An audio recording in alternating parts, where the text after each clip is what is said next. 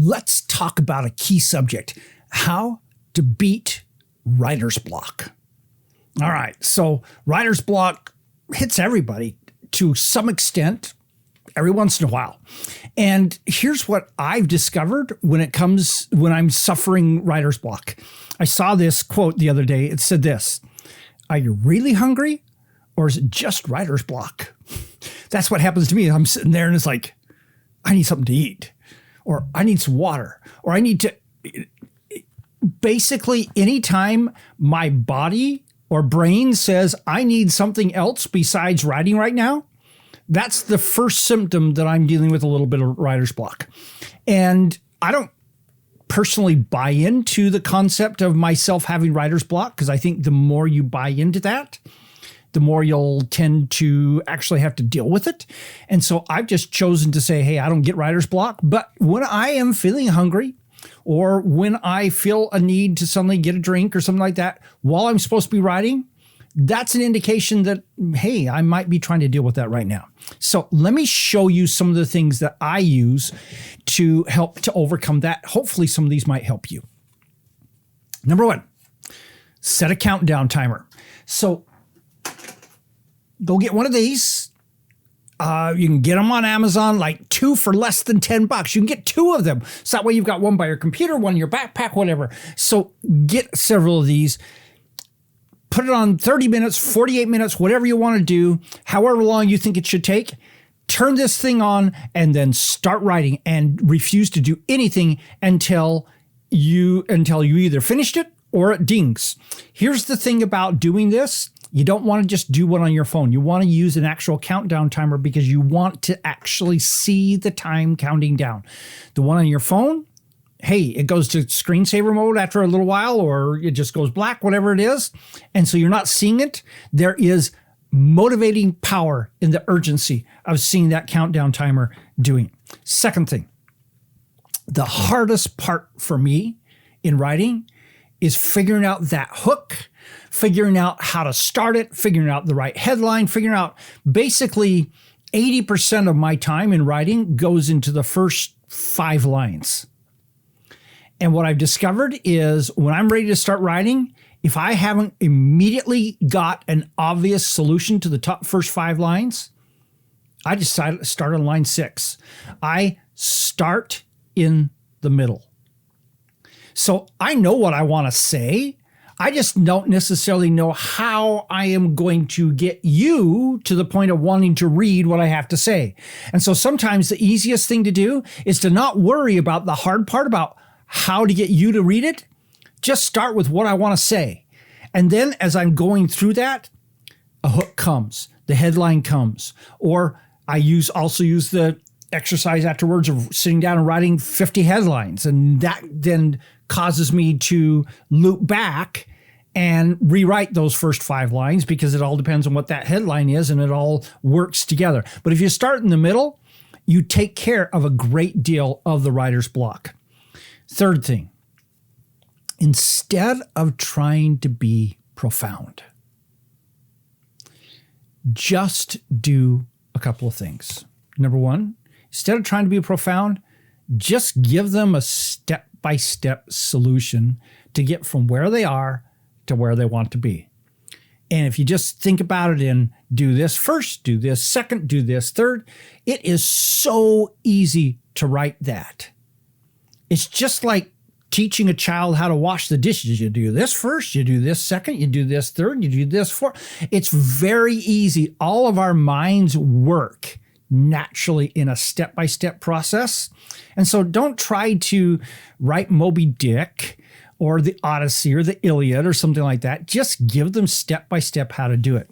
Second thing, instead of trying to be profound, just give them a potential list of solutions to their problems. So some things don't necessarily drop well into a step-by-step solution. And so just give them a list of, hey, do this or do this or this. That's what I'm doing with you right now. I'm not giving you step-by-step to go from writer's block to freely flowing writing. I'm giving you a set of ideas of things that I use to overcome writer's block when it affects me. Very simple. Just give them a list. Next, just use a formula, a very simple formula. What's the problem they have? What's the solution to that problem? And what that solution means to them. What it'll mean to them to have that problem removed from their life. If you use this simple formula, especially in things like emails and blog posts and sales letters, this is an incredibly powerful formula that drops into being very quickly. It doesn't take a lot of work, a lot of thinking, a lot of crafting your message to do what I just showed you. That formula is very easy to craft. Next, and this is one that holds a lot of people back. Don't even try to edit while you're writing. Do it afterwards. So if you can't think of the perfect word for this, just write in BLAH and then go on. Let it flow, and then you can loop back again afterwards and make it perfect. Oftentimes, I will write the whole thing and then I will go back and edit looks nowhere close to what the original first draft looked like. And so don't try to edit while you're writing. If you do that, you're constantly getting hung up and you'll find yourself constantly needing to get something to eat or something to drink or something like that. In other words, you're struggling with that right word, and so it's derailing your entire process of writing. Outlining is great. If you've got the whole thing that you're trying to outline, to write outlined, that's great. Here's the problem. Oftentimes, we get writer's block when we try to outline. In that case, if that is the situation, I suggest you don't outline, just write a list. By the way, that's what I'm doing with you right now. I've got an outline on a bunch of 3x5 cards. They're colorful, but that's what I am doing. I outlined by sitting down and writing up a bunch of cards with a bunch of tips that I had running around in my mind. And so instead of writing an outline for this presentation, I just made a list. They just happen to be on different colors of cards.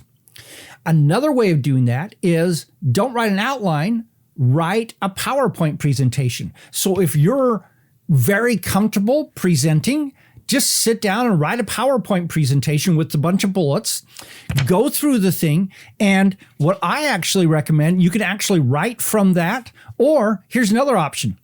Actually present it, record yourself presenting it, then transcribe it, then edit it. Now, as soon as you edit it, you're going to understand that you don't speak the way you write.